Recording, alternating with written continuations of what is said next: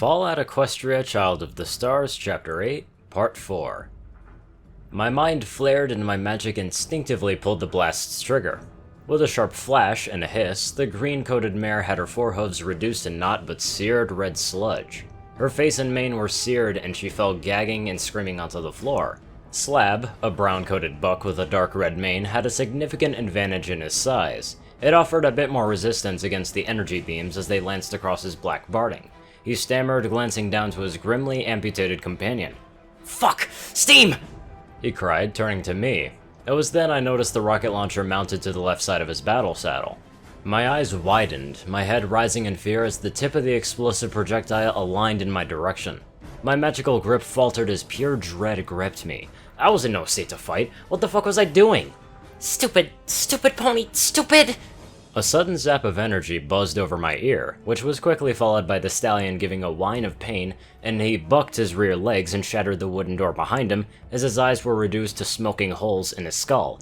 Another zap of energy followed, the vibrant beam impacting his face and enveloping him into a pink glow before he turned to naught but glowing ash. I watched as he crumbled into a pile of dust before me. The disintegration process was so painfully slow. It was as if the world wanted me to feel every moment of that fatal transformation. Every long second was a horrifying reminder of the Hayland memory, the burning sense of slowly dissolving from within. What the fuck? Chief cried furiously from the stairs midsection. I bit down, forcing the barrel of my gun up through the shattered doors. Intense concentration sent strikes of pain through my mind as I struggled. Then, with a flash, the beams lanced up the stairs, skimming the cursed mare's rump as she bolted back to the upper level. Finally, the energy rifle fell with a clatter. Beside me, Cherry gasped as the gravity that she had murdered began to sink in. Zap Zap fell behind my saddle blaster onto the black tile floor. The air stank of seared flesh, and the metallic ozone smell of discharged energy rifle fire mixed with the smell of the blood as Steams' corpse slowly bled out and ceased thrashing. I closed my eyes tightly and released a staggered breath. My barrel shook as I haltingly released it, almost as if I were crying in grief. When my eyes opened, they were met by Cherry's traumatized expression. She saved me. She'd picked up a gun and killed another pony with it. I owe her my life, though I also may have robbed her of her innocence. No, there is no such thing as innocence out here. My ears flattened as my mind wrestled with itself between which action to take and warring between satisfaction that she was becoming a valuable teammate and also regret that she lost this last frontier of her innocence. I had to save her from paralyzing fear and self-recriminations, and all of a sudden I felt a warm embrace around me. My eyes widened as the pink mare wrapped her forehooves tightly around my neck, just as I'd done with her back in the locker room. I'm sorry, Dragonfire. All of that guilt, all of that fear, all that anger and sadness she'd harbored for goddesses knows how long came rushing out and then disappeared as I hugged her back. The tensing of her muscles was almost instinctive, yet she didn't flinch. In fact, neither of us seemed to want to let go. It reminded me of only one other pony I knew, that feeling that I could just hold on to her forever, while the world fell apart. I could take on a whole wasteland for her, and for what? Because of the unusually emotional circumstances of our meeting? My sympathy? My stupidity? Why was she so different from the ponies I had freed before? You don't need to be sorry. You don't, I told her firmly, almost instinctively as my eyes quivered with tears. I pressed my head against her shoulder. She was different, because I saw some pony who needed another good soul in her life, and after what I'd been through, I need some pony like her, to remind me what was right and what was wrong, to evoke the various emotions which became just a little harder to feel with each pony I added to the stain upon my soul. My life for transcendence, the gurgled voice of the dying mare beside us rasped, blood bubbling from her muzzle as her last breath escaped her. I looked down at the now lifeless body where a part of me was curious about her last words. Yet the part of me that still held onto Cherry wouldn't let me go of her as she shivered and shook and cried into my shoulder from the trauma of her first kill. "Get the fuck down, you maggots!" A distant voice sounded from atop the stairs, its gruff tone unmistakable. The sound of many hoofsteps upon metal followed, and a moment later, several ponies galloped around the stairs midsection. I glanced to the battle saddle and concentrated on nothing but the thought of the pony I still needed to save.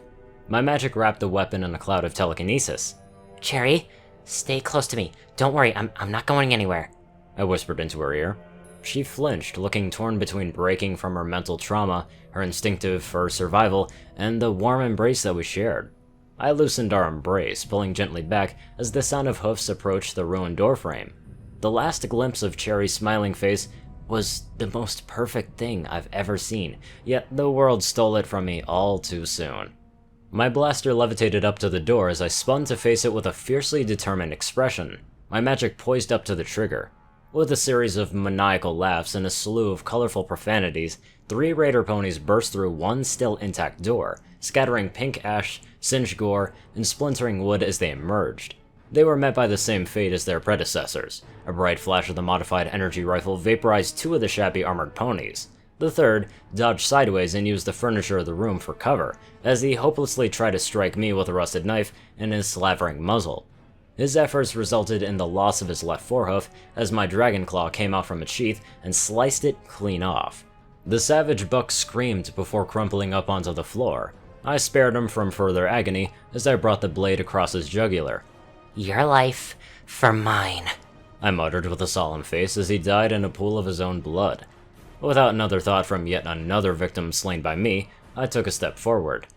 Monsters. It was okay to kill monsters.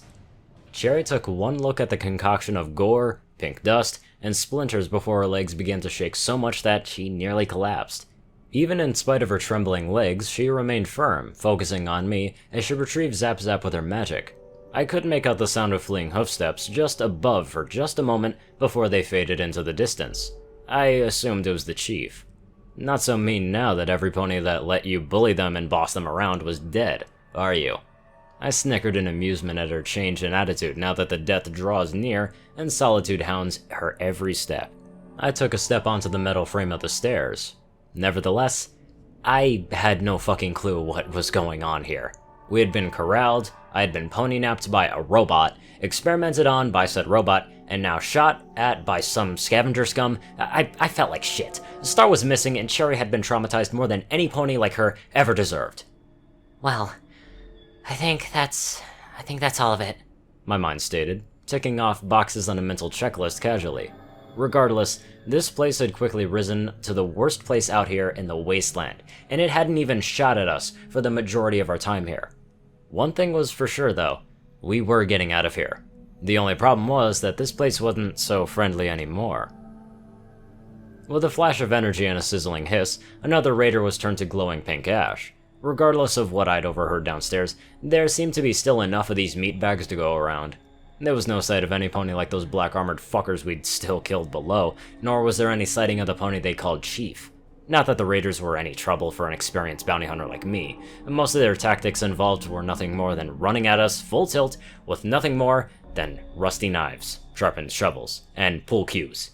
Not too much of a threat when you were carrying superior firepower, and not to mention that they had to clamber over the bodies of their former companions to get anywhere near us. For what it was worth, the security system had thinned a lot of them out. That left Overseer's role in this even more of a mystery. Nevertheless, I'd turn him to scrap if I ever laid eyes on her.